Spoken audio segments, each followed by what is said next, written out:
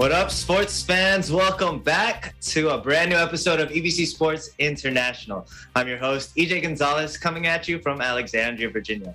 Thanks for joining us this week. And of course, I can't do this alone, so let me introduce to you this week's panel. First, our neighbor in the north, Adian the Canadian. What's up, bro? It's been a long time. Yeah, it's been a while. I'm happy to be back. First of all, I got to say congrats to you, EJ. Thanks, father here. Welcome back. Man. Yeah, man. I hope I have enough energy for you guys tonight, man. The nights have not been so kind to me. But let's go ahead and introduce. It gets better. Thanks. I'll keep that in mind for those tough nights, bro. All right. And next from New York, let's welcome back PJ. What's up, man?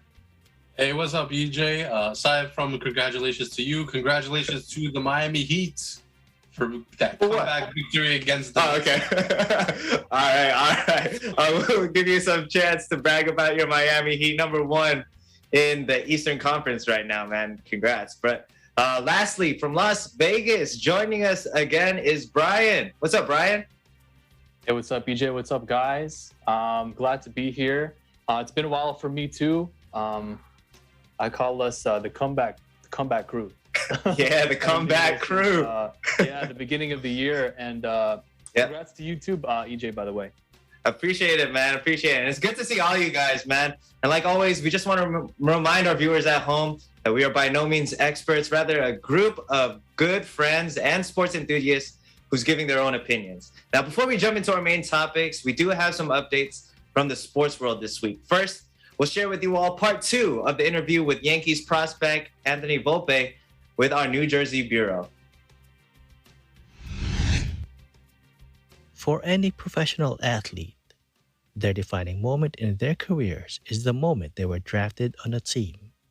With the 30th selection of the 2019 MLB draft, the New York Yankees select Anthony.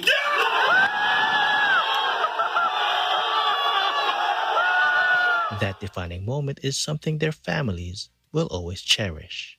For Olivia Volpe, hearing her brother Anthony get drafted by the New York Yankees brought tears to her eyes.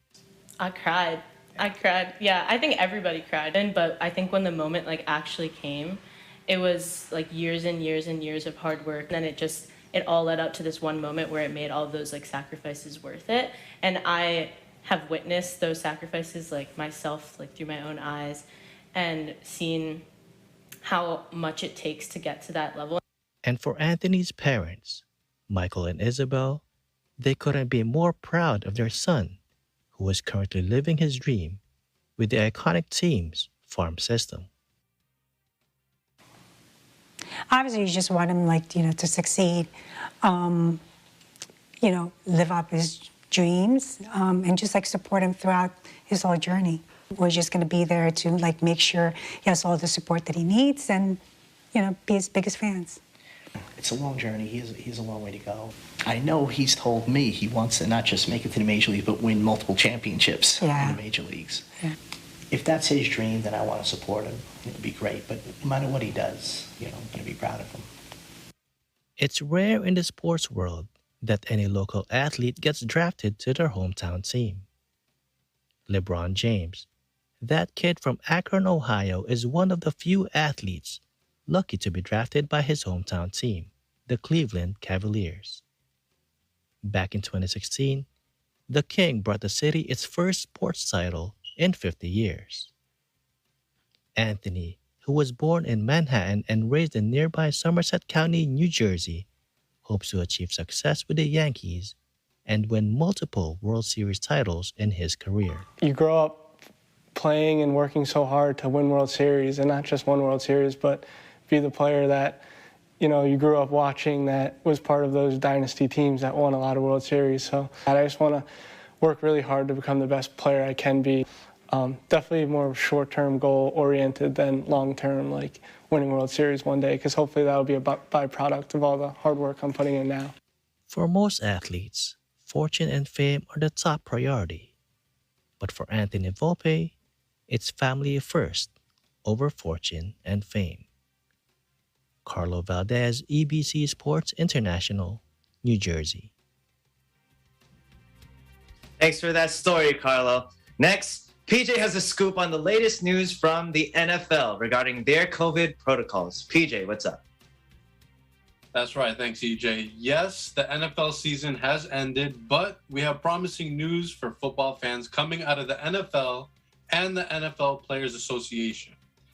Based on an article that's found on the NFL's website, the league has released a memo indicating that all aspects of their COVID-19 protocols have come to an end, effective immediately. So you might be wondering, what exactly does this entail and what does this mean for me as an NFL fan?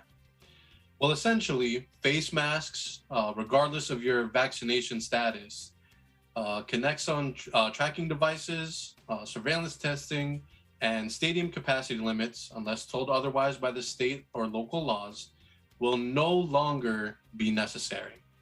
According to the memo released by the NFL and the NFLPA, this decision was made based, as they said in quotes, based on current encouraging trends regarding the prevalence and severity of COVID-19, the evolving guidance from the CDC, changes to state law, and the counsel of our respective efforts.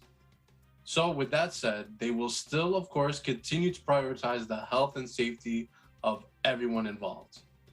So with this news comes relief not just for NFL teams and NFL players, but also NFL fans.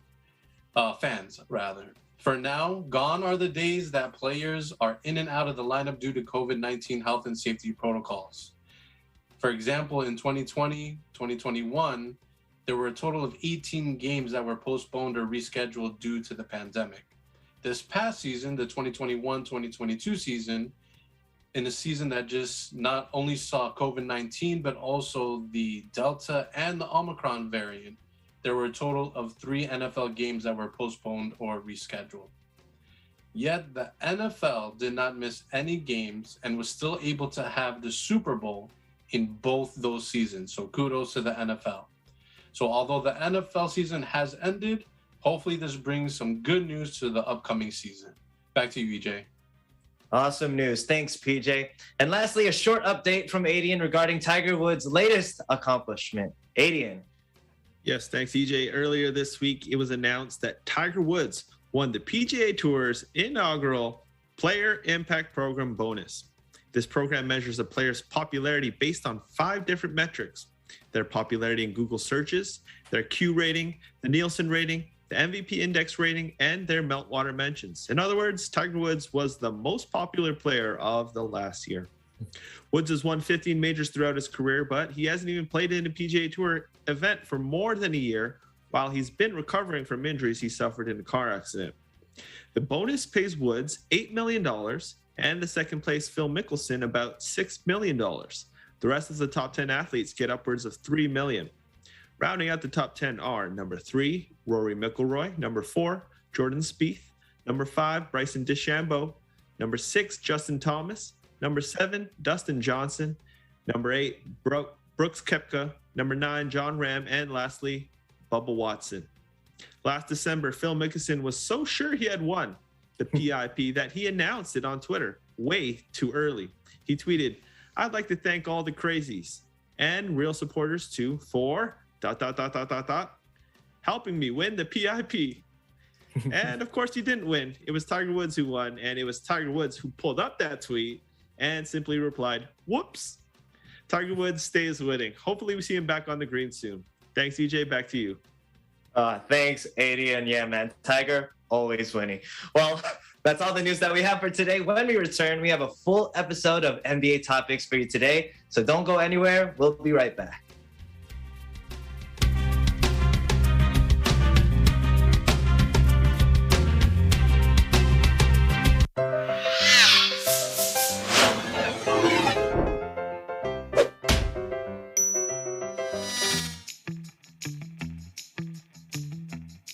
Mr. Bawal, may ibis ka, oh. Ba't doon?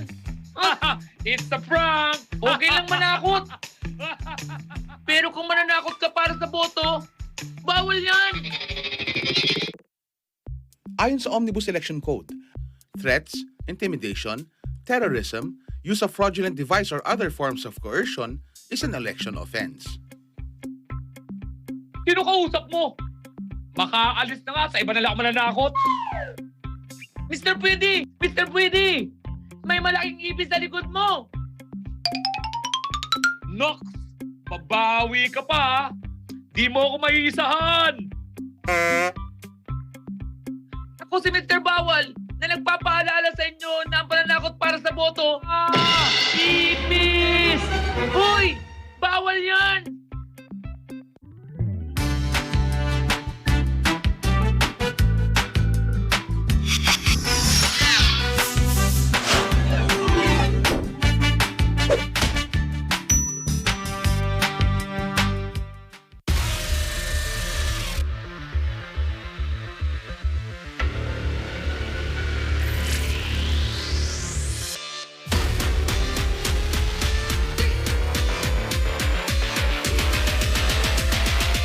Welcome to Mobile Legends!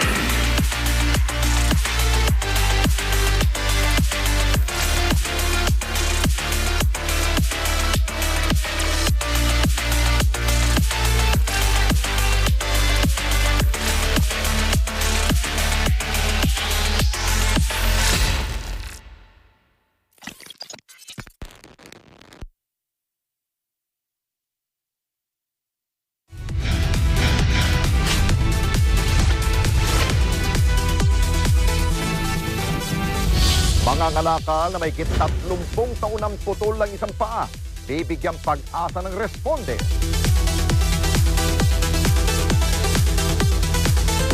Batang ama, napasan-pasan ang problema ng kanya pong mag-ina, sinaklunuhan.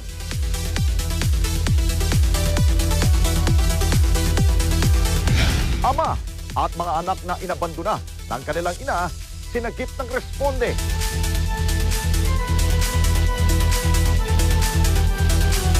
At tampok sa ating e-responder, magtataho na inaalok ng pahulugan ng kanyang paninda, kilalanin. Sabado, alas 6 hanggang alas 7 ng gabi. Ito ang Responde, mata ng mamamayan.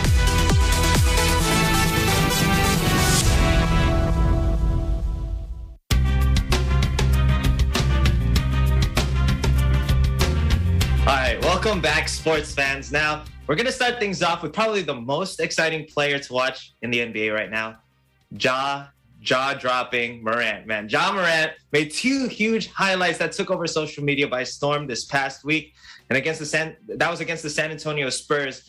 He not only put up 52 points in a win, but he did so in, like I said, jaw-dropping fashion. He had 2 highlight plays, which included a huge poster dunk over Jakob Poeltl, and had an insane full-court buzzer beater to end the half, which has become the NBA's most viewed Instagram video ever. So, Brian, I'm going to start with you, man. I want to ask you, which was more impressive? Because the list is long. The 52 points, the dunk over Jakob Poeltl, or that buzzer beater? Man, EJ, let me tell you, out of all of those 3 amazing things that Ja Morant did in just that game, the dunk, in my opinion, has to be the most impressive. Like, yes, he did score 52 points. Yes, he did score that buzzer beater, but to successfully nail that dunk and then posterize poor old Jakob Poeltl in the whole process, that has to be one of the greatest, honestly, in-game dunks of all time. And if you know Ja Morant, he's the king of almost dunks. Like, he'll try to attempt it, and it'll look amazing, like seconds before, but then he misses it. But this time, he does it. He goes all the way to the rim, above the rim, and he puts it in. He destroys the rim. And right now, Ja Morant is must-watch basketball. Definitely. And I love the poster, man. The poster was crazy. We actually have a picture of it sliding through the pictures as well. But to me, the most impressive part was the buzzer beater, man. The buzzer beater was insane, man. Like 0.4 seconds, if I'm not mistaken. It was a full court pass by Steven Adams. First of all, that pass by Steven Adams, big kudos to that guy. But yeah, man, to make history as the most viewed Instagram post with that buzzer beater. Imagine in an era where LeBron James, Stephen Curry runs king, it's John Morant who has the most viewed video on Instagram. That's pretty crazy. So let's Allen Iverson actually, he posted a picture on his Instagram of his MVP trophy with a John Morant jersey wrapped around it and tweeted, "Sooner or later, John Morant." Adian, I'm gonna ask you, man, do you believe that Morant should be the front runner to win this year's MVP? Does he have a case? Whoa, EJ, let's slow down a bit. Maybe not this year's. I agree with Allen Iverson's take. Sooner or later, he's definitely going to be one of the faces of the NBA. I like what Kendrick Perkins said about him recently. It's between him, Trae Young, and Luka Doncic as the three guards who are going to be potentially the faces of the NBA. And then not too far behind is Jason Tatum. But yeah, this year, he just doesn't have the full body of work. He's missed a lot of games. I mean, we forget that part of it too. He had his ankle injury earlier this season, and he missed a big chunk of games. So I feel like if they're going to factor that into the MVP vote, he's probably not going to win this year. I will be surprised if he's not in the top 4 or 5, though. He's playing like it, and he deserves it. The Memphis Grizzlies are the biggest surprise of the season thus far. Yeah, I think we can all agree on that. And if they're not successful this season, I think a lot of people would be surprised if they didn't make it past the first round. So that's my expectation of them. I do think this is a dangerous team with John Morant, whether he's MVP or not. Definitely. Yeah, no, I think he makes a case. Again, like you said, we have no expectations of Memphis. We look at the standings now, 3rd in the West. That's pretty impressive. And of course, that's being led by John Morant. But Desmond Bane, he's also, I think, a candidate for most improved. That guy has stepped it up a notch this year, and I think has played to the success of the Memphis Grizzlies. Now, John Morant is likened to Allen Iverson, right? And I think it's more of his looks. It's the mustache. It's the the long hair and the dreads, right? So the braids rather. John Morant is likened to Allen Iverson, but Iverson didn't have that insane athleticism that Morant has, right? When we think of athletic guards, we think about Russell Westbrook or even pre-injury Derrick Rose, maybe even someone else. PJ, in your opinion, where does John Morant rank in the most athletic point guards to ever play the game? This might be recency bias, but when you're talking most athletic point guards, he definitely has to be at the top of the list, right? Like you named all those players: Allen Iverson, D Rose, Russ Westbrook. John Moran is kind of like the 3 of those guys in one. Right. The speed, the agility, the explosiveness to the rim. I might even throw one in there that I've heard from another big name podcaster that's out there that might get some confusing looks, but the way he controls his body mid-air, the way he gets to the rim and flies through the air is very Jordan-esque. I thought you were gonna drop the Jordan word. Yeah, man. Jordan-esque there. So he's definitely at the top of the list for point guards. I mean, think about the dunk contest this past year, right? If he's in it, that thing is like 10 times better. 10 times better. And then one of the more overlooked aspects of his game, think about defensively. I think a couple months ago, he had another viral video where it was in blocking. The block, yes. The two-handed block. The two-hand block, yeah. Insane. Yes, 100%. So he's definitely at the top of the list for me. Top of the list, wow. So he already surpassed Russell Westbrook, Derrick Rose, and to my surprise, he didn't even mention Dwayne Wade, who I think is definitely one of the most athletic point guards to ever play. But yeah, man, John Morant is definitely up there. And I think, even if he didn't have that highlight dunk this past week, that two-handed block definitely would have solidified it for me. I've never seen somebody get that high up with 2 hands, not one. It's a lot harder to reach up with 2 hands, and that guy did it. But, it's been a while since I purchased the jersey. And with the way that the guy excites us, I might have to consider copying that John Morant jersey, man. But next, let's go ahead and discuss the teams of LA. I know we always talk about the Lakers' struggle on the show, but it's really alarming as the Lakers have now lost all 4 games this season against their LA rivals, the Clippers. Reggie Jackson led the way against LeBron James and company with 36 points, 9 assists, and 8 rebounds, as the Clippers defeated the Lakers 132-111. Now, Adian, Ken's not here to defend his Lakers, so let it all out, bro. Can we officially call the Clippers LA's team? Let me hear you. Oh, man. I think so. I'm not ready Ken. because the Clippers just haven't won a championship yet. They're nowhere near the level of franchise success. But this season and last season, let's call it the Clippers Nation right now. You can't convince me when you go to a Clippers game versus the Lakers and 80% of the fans are Lakers fans, they're all wearing Lakers gear, that this is a Clipper city. If you want to call it Clipper City, let's do that. Even though they have their number, and all that, they've won 4 in a row against them. 7 of the last, they won 7 straight against them in the past 2 seasons. If you're considering that, the last time the Lakers beat them actually was in the bubble when they won their championship. But ever since then, they've been relying too heavily on Mr. Glass, Anthony Davis. So the Lakers' struggles are directly correlated to Anthony Davis being out, and I don't think that's the Clippers doing. That's just bad luck. It's just so surprising that the Clippers have been able to win this many games against LA, and this is without Paul George. This is without Kawhi Leonard.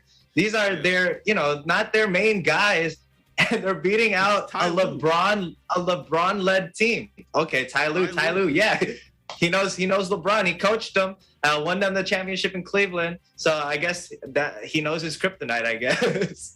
All right, so PJ, last night in the post-game interview, Russell Westbrook said he's still trying to figure out his role because it keeps changing every night. Now, we're way past the half-point mark of the season. So what do you believe is the best plan for the Lakers and Russell Westbrook to make it into the playoffs, PJ?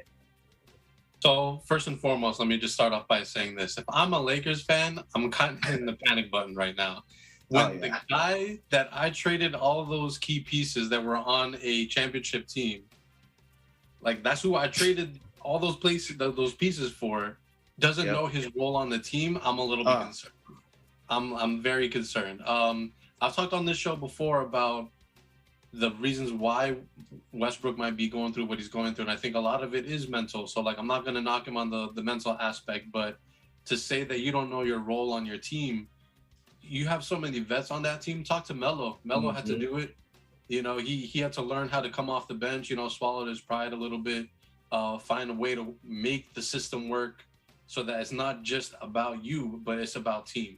Now, going forward for the Lakers, with all that said, they still have LeBron James. They're going to make it to the play-in at least. They might be able to make some noise in the play-in and in maybe the early rounds of the playoffs. But in order for that to happen, obviously you have to have a healthy LeBron James, a healthy Anthony Davis, lock in defensively, which I think eventually they'll get to. But right now, I just feel like they're lackluster on defense. As we all know, the old cliche, defense wins championships, and when your most tenacious defender is Austin Reeves, that's kind of worrisome right there. So I think with all those things, I think they'll be all right. Yeah, for sure, man. And Brian, the Clippers, if you look at the standings right now, currently 8th in the West, and the Lakers are 9th. Now, with the play-in tournament, who do you believe has the better shot in actually making the playoffs, Brian? Is it the Lakers or the Clippers? Is Ken around? He's not here, right? Okay. No, he's not here. So, everyone is talking about the Lakers. Everyone talks about how much of a disaster they are. They're must-watch basketball in the worst possible way. They've lost 4 straight games recently to the Clippers, to Reggie Jackson. This Lakers team is unfolding, to be honest. And they're exposing all the mistakes that they've made in the offseason. They traded for Westbrook, who is historically a bad shooter. He is one of the greatest players of all time. He is in the top 75, but he's just a bad fit next to LeBron. We've already talked about this before. They're the oldest team in the league. AD has been hurt for a month. Who knows when he's coming back? No one outside of LeBron has the drive to even want to win games. So this is not really a hot take, but I think the Clippers are going to make it to the playoffs instead of the Lakers. Right now, the Clippers, they're on a 5-game winning streak. There's not that many games left in the regular season, and Paul George is nearing a return. He'll be back in a couple of weeks. And when you look at the team as a whole, the Clippers are they're just hungry. When you look at them as just individual players, obviously the Lakers have the better team, but the Clippers just have more drive right now. So it honestly comes down to whoever wants to win it the most, and it's going to the Clippers. No, I 100% agree. And honestly, if Ken were on the show, I know he'd be mad with how the Lakers are performing. I'm pretty sure he would just end up picking the Clippers right now, as much as he'd hate to what's it called, to admit it. But Ken, on the next episode, go ahead and give your takes, man. If your rebuttal in this case. But great takes, guys. Time for a quick break, and when we come back, we'll switch it to the Eastern Conference and talk about the latest on the Sixers and the Nets. EBC Sports International will be right back.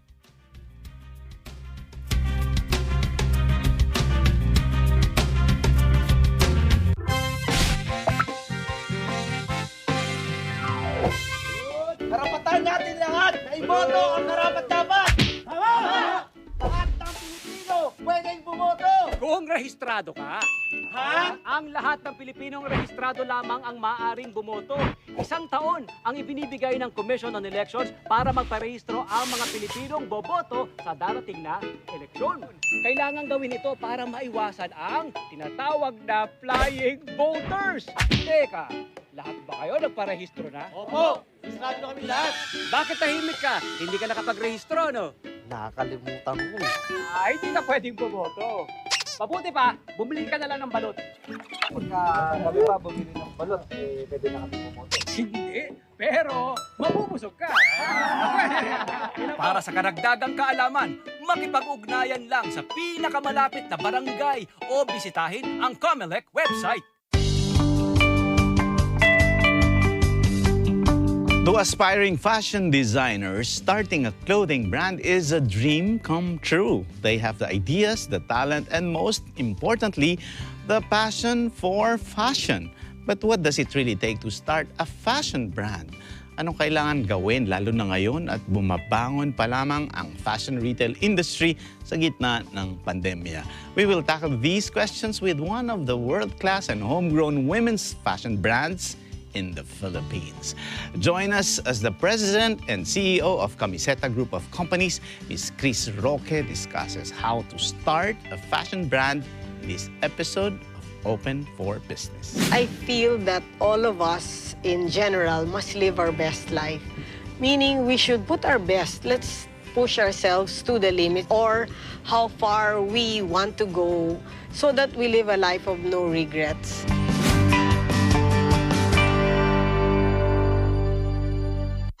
Ang mga pinakamaiinit na issue, pangyayaring nakakaapekto sa lipunan, mga kaganapan sa politika, tatalakayin, lilinawin dito sa Saganang Mamamayan, kasama si Jenso Barjaga, iba't ibang klase ng gamot na kung tawagin natin ay OTC. Nelson Lubao, ay hindi mo na kailangan magreseta. At mga espesyal na co-host, Senator Francis Tolentino. Ano po yung ginagawa ngayon, yung kabalita hakbangin ng COMELEC? Tourism Advocate Bobby Joseph. We can get around 12 to 15% of GDP.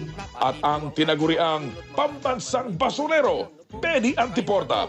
Tinulungan po sila ng ating Pangulo, binigyan ng lupa, yung mga IT. Lunes hanggang Biyernes, alas 10 hanggang alas 11 ng umaga, Saganang Mamamayan.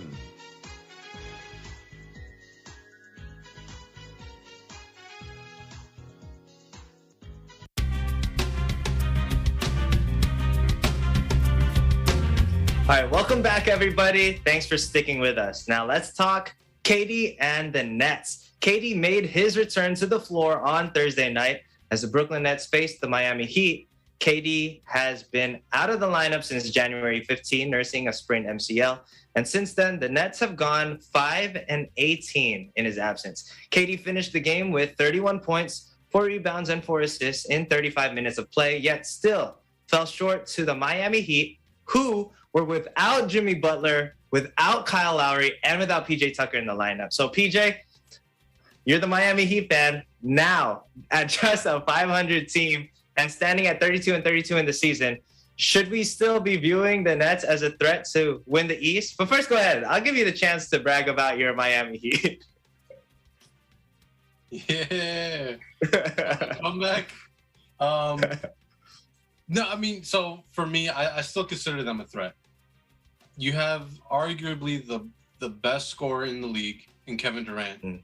You have arguably the shiftiest point guard in Kyrie Irving.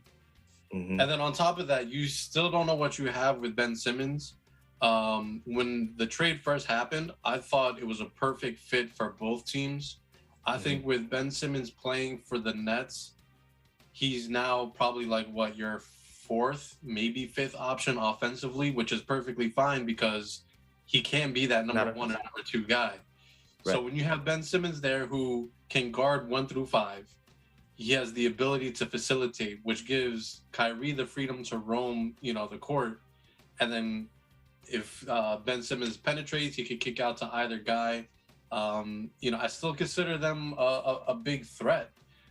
With that said, they also have probably one of the easier remaining schedules for a lot of the teams for the second half of the season since the All-Star break. I think they're probably they have the 4th or 5th easiest schedule or something like that. Wow. So in terms of that, I just feel like if they're able, again, I say this on almost every episode, but it's so cliche. The best ability is availability. If they stay healthy, we heard the other day that, Joe Harris is out, he's done for the season. So that's going to give other guys other opportunities. I think the Nets did a fantastic job with the draft this year. Some of the young guys are looking really promising. And then obviously you have the veteran leadership of a Patty Mills or a Goran Dragic, who I know a lot of Toronto fans aren't too very fond of, but he does bring that veteran savviness to the team and can facilitate run pick and roll with those big guys that they do have. And I think it'll be really interesting to see how they incorporate Ben Simmons into that formula and how he's able to work in the pick and roll, not just as the ball handler, but also as the roller. I think that's where a majority of his points are going to go. So again, with that said, I still feel like they're a threat. Do I think they're going to win it?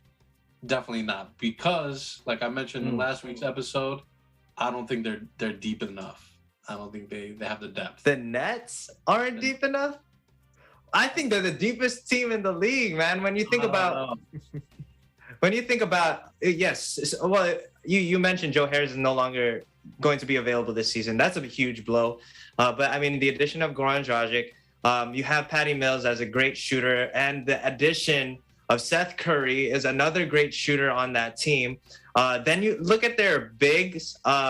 They got Andre Drummond from the trade, which is, I think, a huge steal that they were able to come out of that trade with Andre Drummond, who now pretty much is their main center, with LaMarcus Aldridge backing him up, and Nicholas Claxton.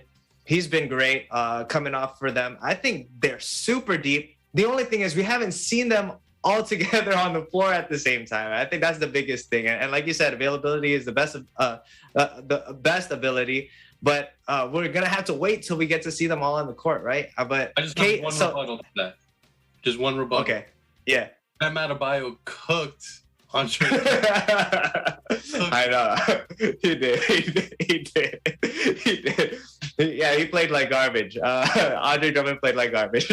But Adian, so KD said after the game, right, that he felt great and will only continue to feel better with the more he plays. But he doesn't consider himself the savior of the team. If KD is not the savior of the team, then what do the Nets need to get the boat straightened out, man? If it's not KD, they have no answer because they're not winning a championship without KD. I mean, he's regarded as the savior of the Nets. I mean, who else is? It's not Ben Simmons. It's not Steve Nash when he gets back from COVID protocols. It's not Kyrie Irving if he's allowed to play home games. He's the only proven player, the only MVP on this roster, I mean, aside from Steve Nash, that is available. And if he's not playing at an MVP level, there's no way this team is winning. Like we saw it last year. They had to hurt James Harden, and Kevin Durant was balling out in the playoffs. But that wasn't even enough to get them past the second round. So they're going to need KD to be superhuman right now. He, by all means, is the savior of this roster. And if I'm a Nets fan and I'm hearing this, like KD's trying to like lower his expectations, maybe trying to make it seem like he's not going to be that great, and if they fall short, then that's the reason he never really thought he was healthy enough or whatever. But like, no, it's all on KD. He chose to go to the Nets and leave the Warriors. He chose to play with Kyrie Irving and continue to rock with him and not trade him rather than James Harden. So a lot of these choices come back to KD, because at the end of the day, they could have had a much better roster if things were handled differently. It's just KD's pushing it to be this way. And again, like last season, a lot of red flags. I agree with PJ. This team's not winning. Oof.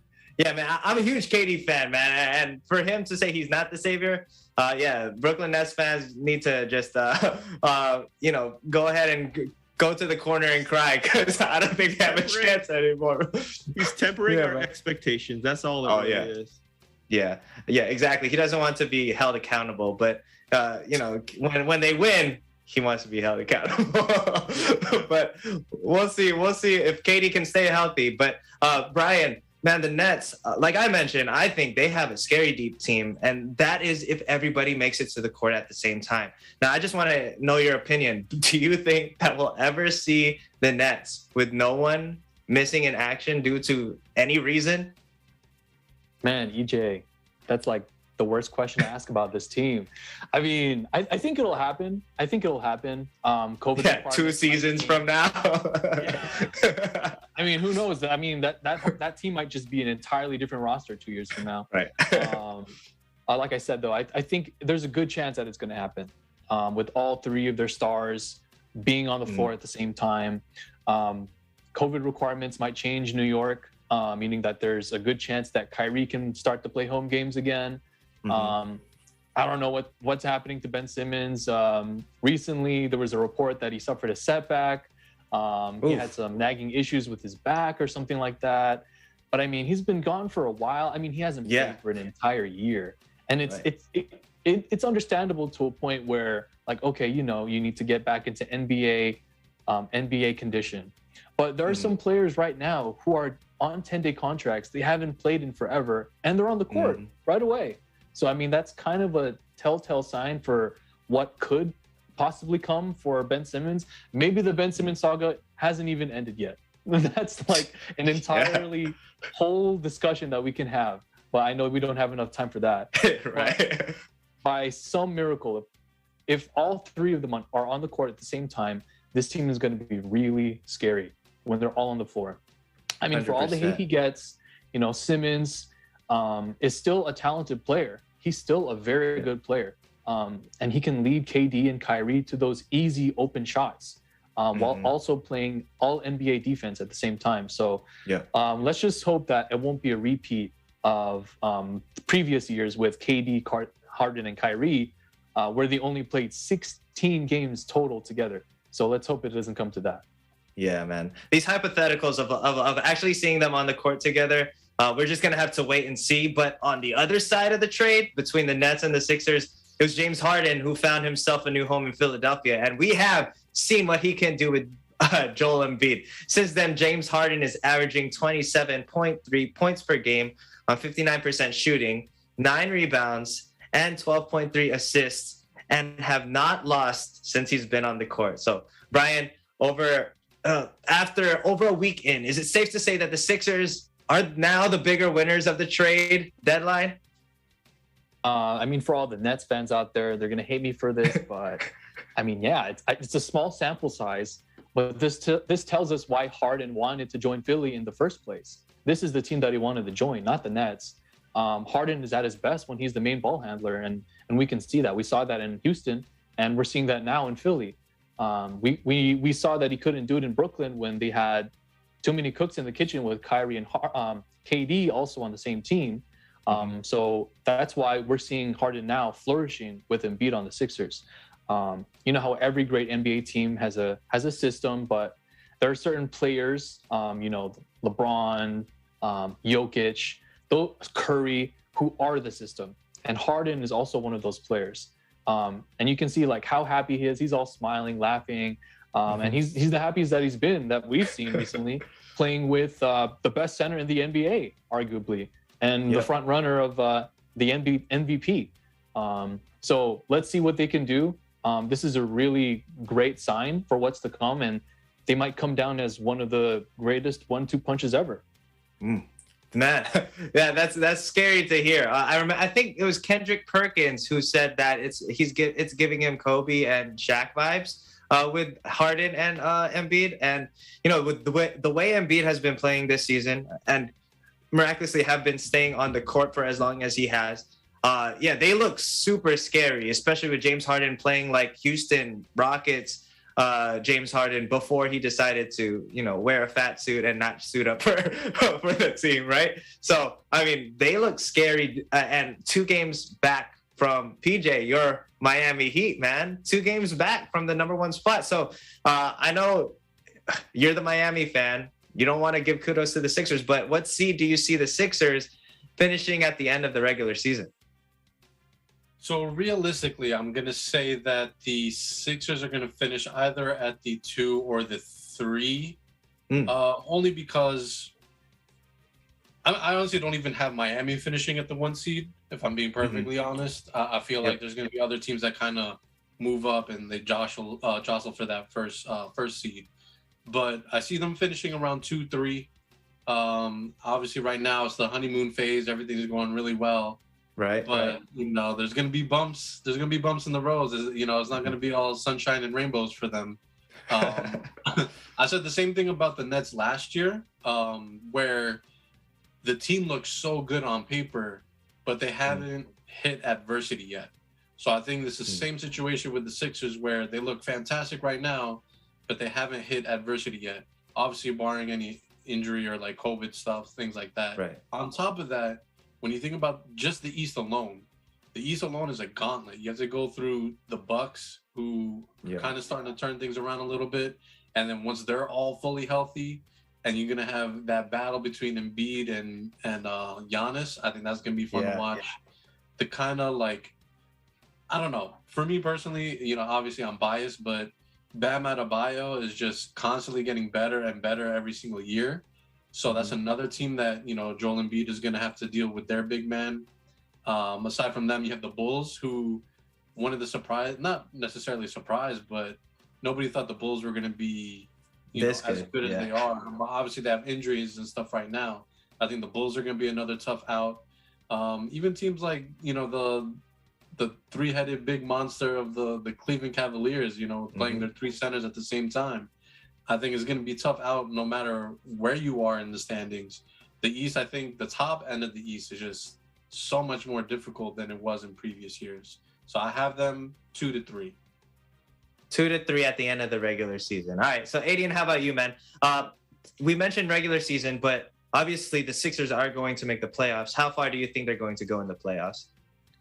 Look, I've been rooting for the Sixers' success for like it feels like 4 or 5 years.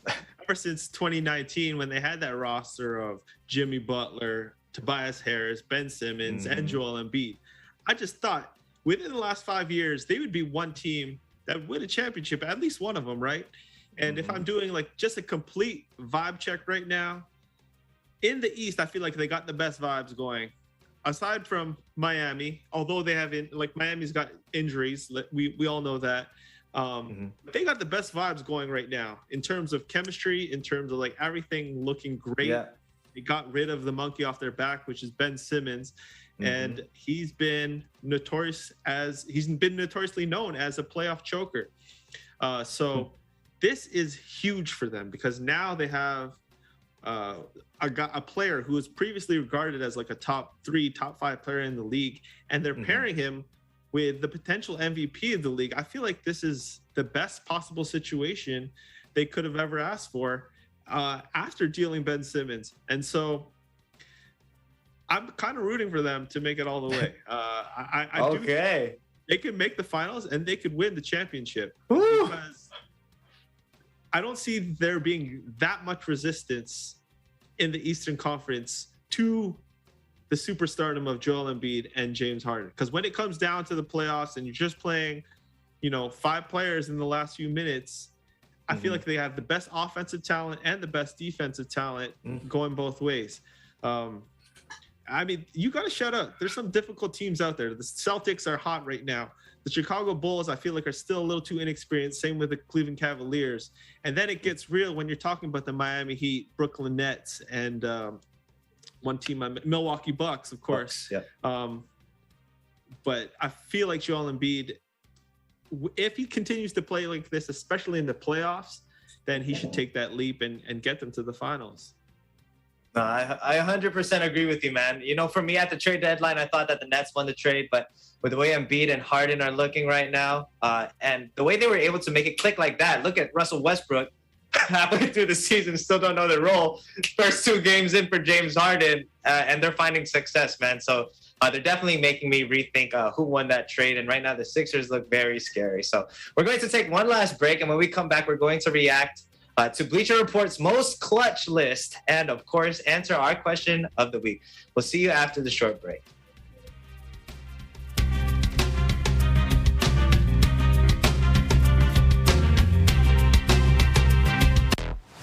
Bida sa pelikula, sa commercials, sa game shows, sa puso mo.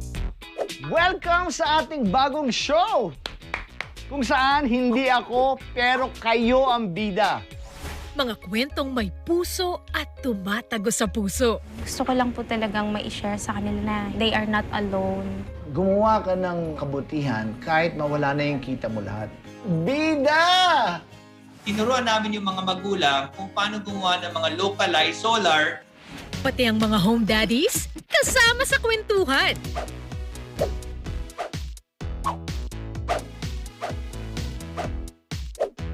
Kaya maging bidarkada na kasama ng ating feel-good host, Aga Mulak. Let's be the light of kindness in this world.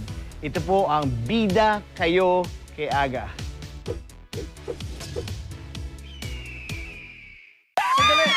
Sandali!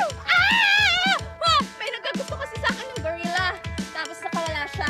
Kuya, ano nangyari? May nagpakawala! I want to tie the knot na.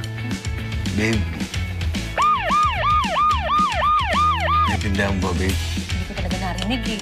Baka pwedeng pakiulat pang bata. Itong game natin, kailangan mabutas ang plastic sa pamamagitan ng inyong mga mukha. Gabi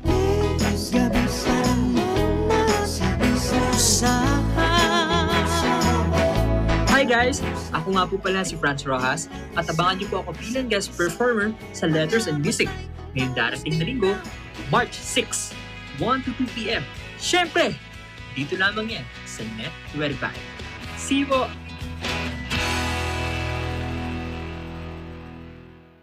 Sino sa mga bagong bayani ang mananalo sa Tara Game? Agad-agad at may chance mag-uwi ng 100,000 piso? Panoorin ang exciting na tapatan ng mga OFW Tara Gamers. Kayo na mo ipapasa ang tanong na yan. Christian. Bakit kay Christian? Sige, bibigyan na kita ng chance para makausad ka na sa next round. Next time gagad. Bakit kinuwi mo pinasa yan? Hindi niya yan alam. Kasi hindi ka alam eh. Nangula lang talaga ako. Nangula ka talaga. Ngayong linggo, alas 7 ng gabi sa Net 25.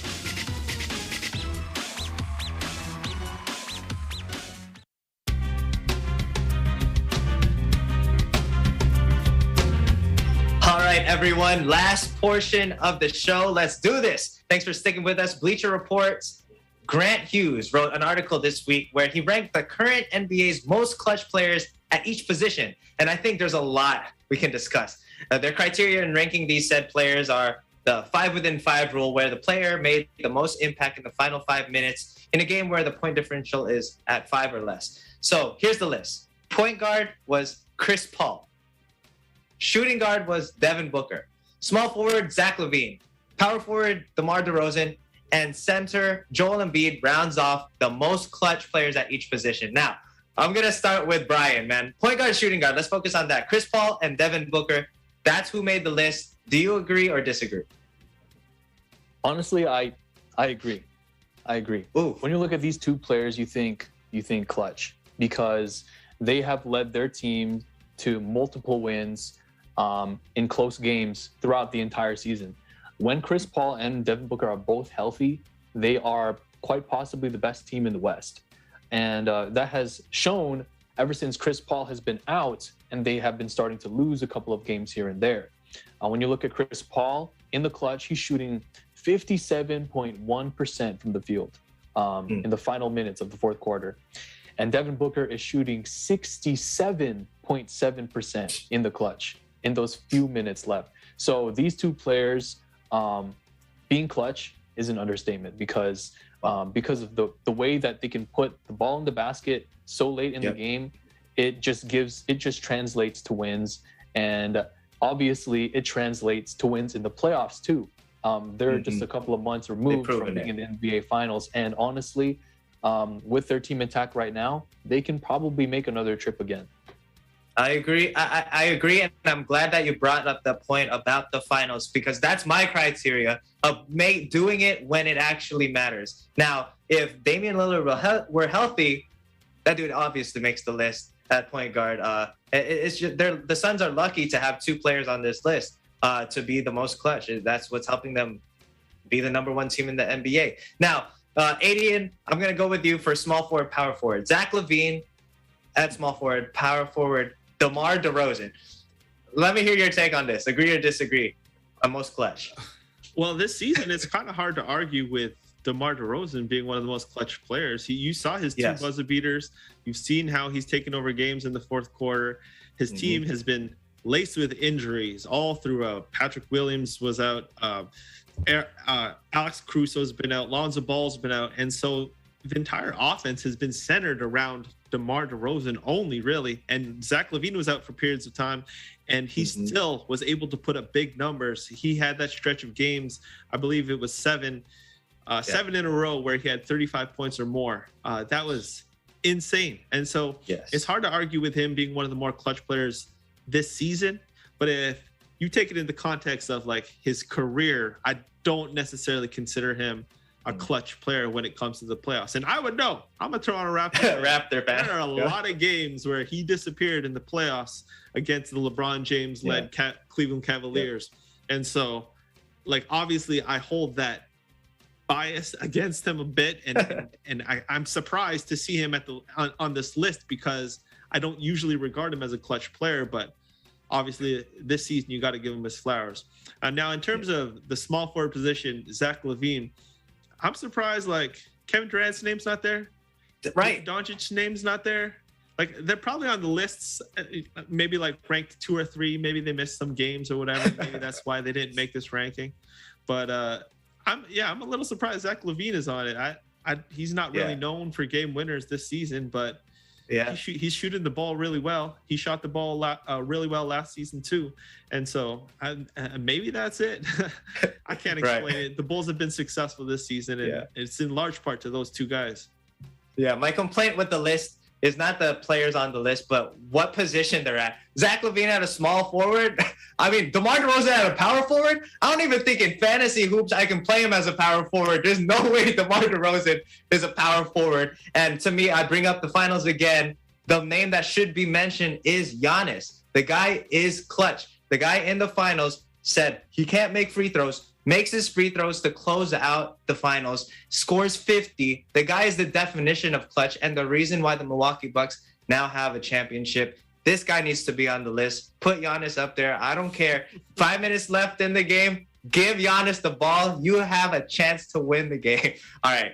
At any point, DeMar DeRozan, not a power forward. I would definitely switch him out to the small forward position and put Giannis in the power forward position. But all right, lastly, the center position, Joel Embiid. PJ, agree or disagree?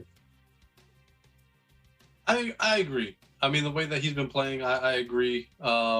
He's clutch. The numbers he's putting up, obviously he's a candidate for MVP. But my first thought was, to kind of make things a little bit interesting, what about Jokic? Nikola Jokic. He's very similar numbers. He's putting up crazy numbers right now. And I think, I don't know, I kind of want to give Jokic a little bit more of an edge. Only because, like, for example, like rapid fire. If we did a rapid fire session, you look at Joel Embiid, what's his supporting cast around him? You could probably name Tobias Harris, now I'm blinking, but I kind of put pressure on myself. Now James Harden, right? Now James Harden. Yeah. Like that. But then if you go to the Nuggets and you're like, okay, name their starting five. Right. It's like Will the Thrill, Barton. Yeah, like who's on the Nuggets? So that's the only reason why I probably would have thought Jokic. I agree with you completely though in regards to like the list and like the positions.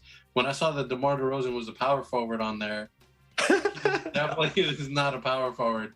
So like, my thought process was like for me, Zach LaVine, like he's a very talented player, but he's missed so much time, and I feel like that should be taken into account when creating. Put Kyle Kuzma on the list. Kyle has been clutch for the Wizards. The Wizards have a horrible record right now, but in the clutch, actually, the Wizards have the best record in clutch situations in games decided by 5, and a lot of that is because of Kyle Kuzma. I would put Kyle Kuzma in the small forward position, but yeah, that's the only thing I would change.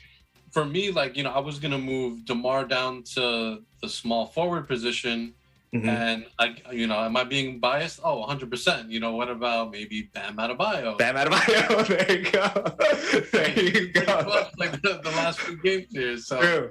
Hey, Miami, #1. Yeah. I mean, the listing was a little bit weird, but yeah. I mean, Joel Embiid definitely deserves it, but maybe throw some consideration towards Jokic. Yeah, or Bam. I actually like your pick of Bam better than Jokic. Just who would you give the ball to in the last 5 minutes? Bam, Embiid. I don't think you go with you can go wrong with either pick. But all I'm going to say is that they need to rethink that list and rethink about these positions, man. This is, I mean, we play positionless basketball now, but I mean, they got to fix DeMar DeRozan on power forward. Never. I can't even put him in the power forward position on fantasy. But let's finish up with the question of the week. Yesterday, John Rahm, the current world #1 golfer, had a routine 10-inch putt to finish out a hole, and he tapped it. He stroked it pretty well too, and he only hit it an inch and left it short. With that in mind, this made me think, okay, what's the most embarrassing moment we've ever witnessed by a professional athlete that should never have happened? Adian, let's start with you, man. It's got to be one of the most memeable moments in NBA history. Nick Young's three-pointer that rimmed out after he started celebrating. Oh, man. That was yeah, no, agreed. We all know that one. Brian, man, what's your pick for most embarrassing moment by a professional athlete? I'll take Adian's memeable moment to J.R. Smith's memeable moment. 2018 NBA Finals, Game 1, final seconds of the game. Right. J.R. Smith dribbles the ball outside. Yeah, LeBron. Outside. LeBron, what are you doing? We forget the fact that he got that rebound. That was a big rebound in that game. It was a clutch moment, but mental lapse. He totally negated that clutch rebound. That's a good pick too. That's a good pick too, Brian. All right, PJ, how about you, man? Most embarrassing moment for a professional. Real quick, a runner-up. I don't know if you guys saw the video last night, but Tristan Thompson. Yes, bro. A minute long. Well, I don't know what that form was. That was a minute. Yeah, that was gonna be my pick too. That was my pick. 1 minute long. Tristan Thompson, 4 feet away from the hoop, shooting jumpers where his hands crossed like this. It's hilarious, man. Never should happen with professional. But my actual answer, like the first thing that came to mind when I thought of this question was Brandon Knight when he played for the Bucks. Oh, they were in overtime, tied against the Nets. He stole the ball. Oh, I saw that break wide open. Missed the layup. Yeah.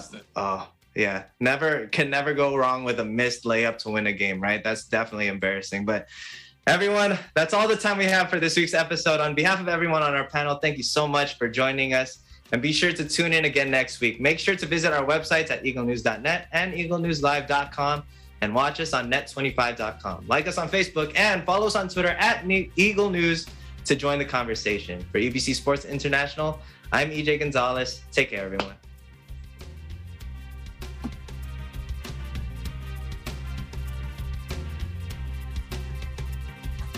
Joe.